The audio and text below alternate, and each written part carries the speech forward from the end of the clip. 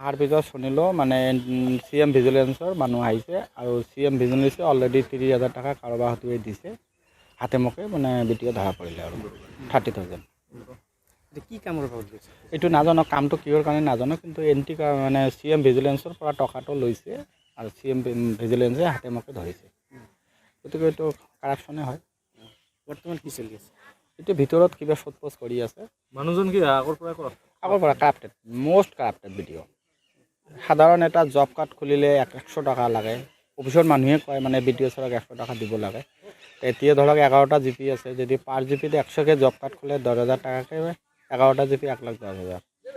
আৰু জব কাৰ্ডৰ কিবা ডিমাণ্ড হ'লেও তেওঁ 1% পায় এতিয়া সে আপুনি এজ পাৰ কেলকুলেশ্যন 4,320 টকা হয় মানে 4,320 টকাই তাক দিব লাগিব 20 টকাও কম নলয় এনেকুৱা কাৰাপ্টেড বহুত কাৰাপ্টেড 15 ফাইনেন্সৰ পৰা 25% লয় আৰু মানে যদি আপুনি সোধে কয় না মইতো একো পইচা নলওঁ ছেক্ৰেটাৰীক নিদিব এই এনেকুৱা ধৰণৰ এখন মুখে দুটা কথা কয় ক'ত অভিযান চলিছে অভিযান ক'ত চলিছে নাজানো কিন্তু বাইদি বাই মানে আমি শুনা পালোঁ CM ভিজিলেন্স আহিছে আৰু এইটো প্ৰিপ্লেন আগৰ পৰা বহুত মানুহ আনাগুনা কৰি আছে তেওঁ যে কাৰাপ্টেড হয় বহুত টকা লয় এইটো সকলোৱে জানে ভিডিঅ'টোৰ নাম কি আছিল ৰতন কুমাৰ সাহা কোনখন ব্লক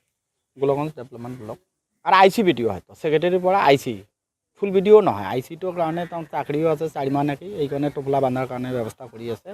একেবাৰে ভাল ঘৰতে গ'ল এতিয়া ঘৰতো অভিযান চলিছে ঘৰতো যাবই কিমান টকা লুটিছে এইটো এজ পাৰ প্ৰুফ লাগিবই ঘৰত যাবই